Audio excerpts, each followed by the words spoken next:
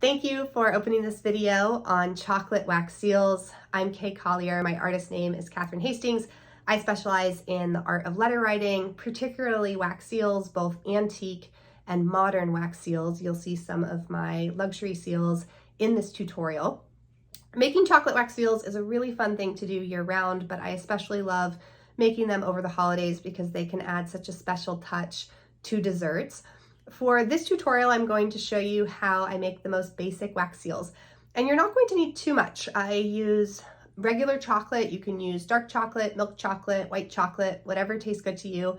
I recommend making sure it tastes good because that's also the beauty of it. If something looks beautiful and then it also tastes amazing, you really get the full experience. You could use chocolate melts if you'd like.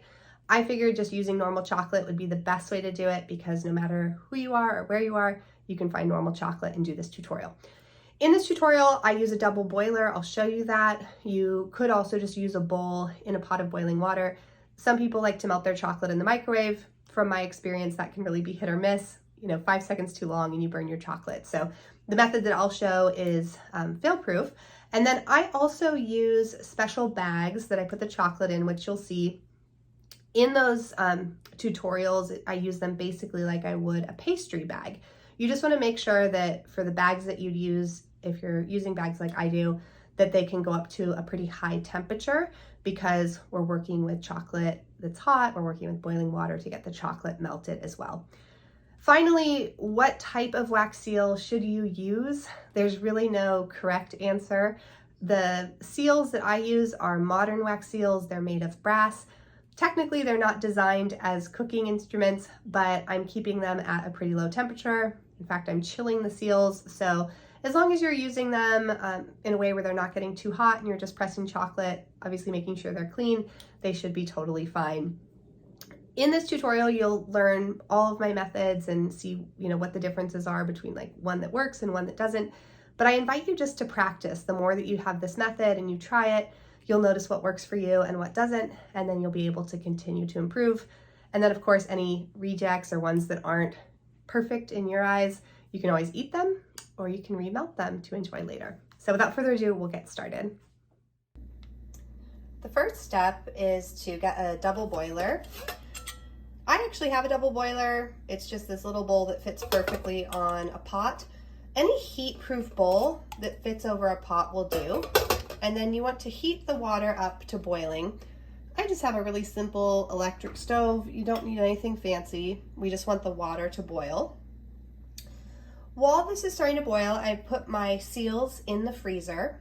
And then once we get the water boiling, we'll start melting the chocolate. When we're ready to press the chocolate, I'll show you my techniques for getting the seals cold each time so we can press. For my chocolate, I have these cooking bags, and there's all different ways you could do this. You don't necessarily need the cooking bags. You can just melt the chocolate in your double boiler, but I like having multiple types of chocolate, and I like having them in bags that I can easily squeeze. Technically, I think most Ziplocs would do, but you want to make sure that you have a bag that can deal with temperatures around boiling or so, because that's the temperature we're going to get at for the chocolate. I know these bags look a little funny because they have all these pork products on the front, but obviously we're not going to use them for pork. The thing I like about these bags is that they're long and narrow, so we can fill them up with chocolate. I open the bag up like this, and then I just put in the chocolate that I'm going to melt. Any chocolate will do. This is a really delicious milk chocolate that we have at our local grocer here in Seattle. Once I filled my bag up with chocolate,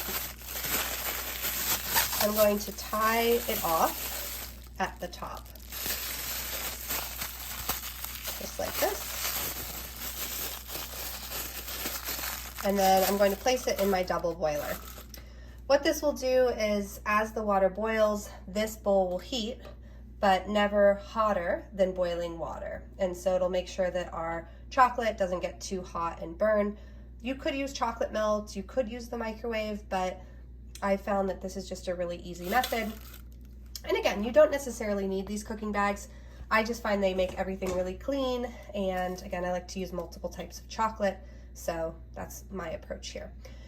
I'm going to come back once we have the water heated and the chocolate melted. Once the water boils, you can turn the stove off. This is going to stay hot with the hot water. And as it starts to heat everything, I just pick the bags up and start mushing them around. You'll feel the little chunks of chocolate in there, and you can melt them. And you don't want it to get too liquidy. So this one feels pretty liquidy. You can just set it aside. I have dark chocolate, white chocolate, and then a milk chocolate. This is Trader Joe's semi-sweet chocolate. Yep, got a little chocolate on my fingers. And then the white chocolate I showed you, and the dark chocolate as well. Next, I've prepped two simple things. I have a tray with some ice on it. You could do a bowl with ice cubes. I happen to just have these kind of flat cubes, so I put them on a tray. You could also put water on a plate and freeze it so that you have a whole plate of ice, but you just want to have something that you can put the seals on so that they get really cold. I'm keeping them in the freezer until we're ready to go anyway. And then I like to cut just small pieces of parchment and put them on a plate. What's nice about doing this is I can kind of work in batches and switch out the parchment as I go. The next thing you'll want to do is get your chocolate. By having it in one of these cook bags, you can just cut the tip off and basically turn this into a little pastry bag. So all I do is squeeze out some chocolate.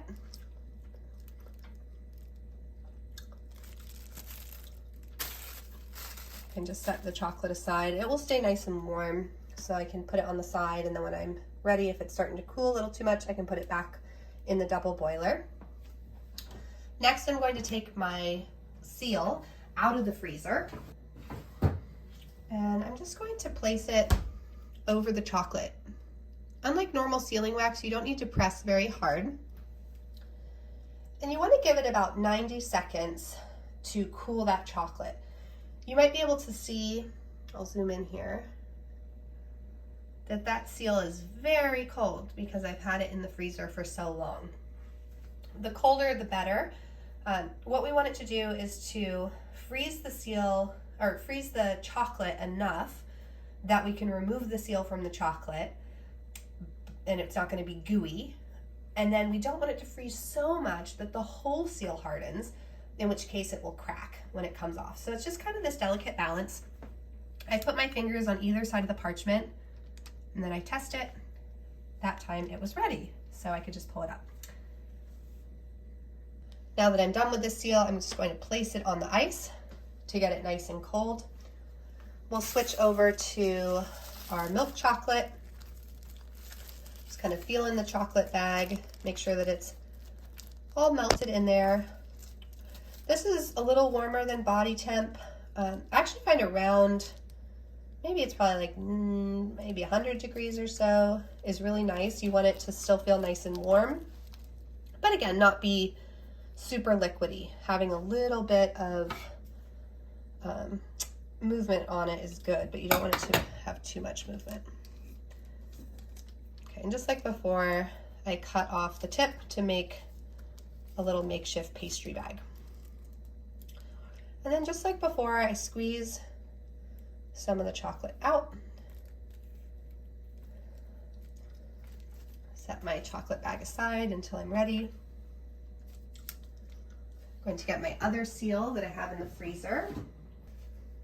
And then just like before, I press it on there. You can see this one is also really cold. We'll wait about 60 seconds, 90 seconds or so. And if you want to test it, you can just kind of pull up. This one's so cold that it did go quickly. Sometimes it doesn't go as quickly. Next, I'd like to show you how you know when it's too soon or too late. So for these, actually what we'll do is we'll put these in the fridge. I can just take the parchment as is or put the whole plate in the fridge so these will harden fully. I've replaced with another sheet of parchment, and you can reuse your parchment as you make seals. So I had made some seals, some chocolate seals, I'd taken them off, layered them in some parchment, and then I take this parchment back.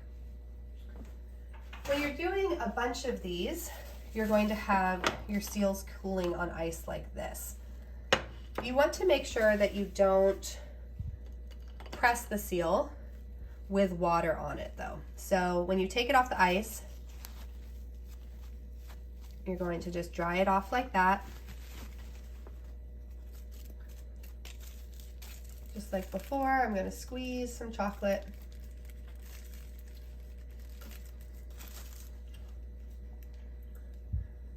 Press my seal on there. Wait a little bit. And then here, I'm gonna do one that's too quick, just to show you what that looks like. So I've got my chocolate. I have my other seal. You can see it's wet. So I'm just gonna take my little paper towel, dry it all off, and press it on. Now too soon, if I just pull it up, you'll see it's a mess, right? So you don't want it to go too soon. This one's not there just yet, so just give it a little bit longer. I can feel that it's setting up, but it needs a little bit more time. As you play with this, you'll learn more and more what the right timing is. Like this one. And this one I waited too long, I think. So it stuck on here, it's fully cool. So this one was too long, and this one was too short.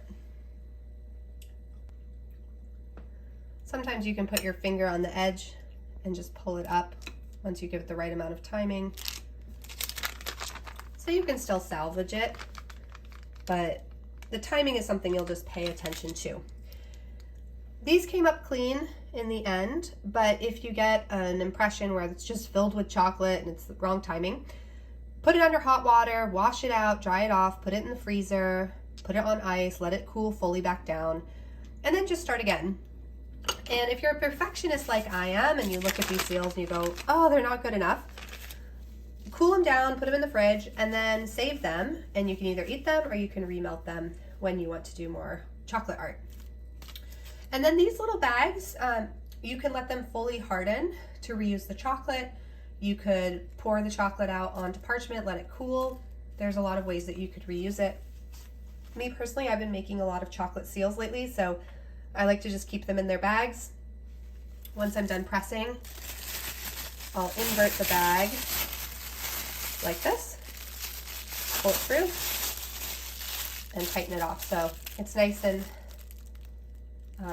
clean. I'm not going to get chocolate on myself, but then when I'm ready, I can unwrap it and melt it again and make some more seals.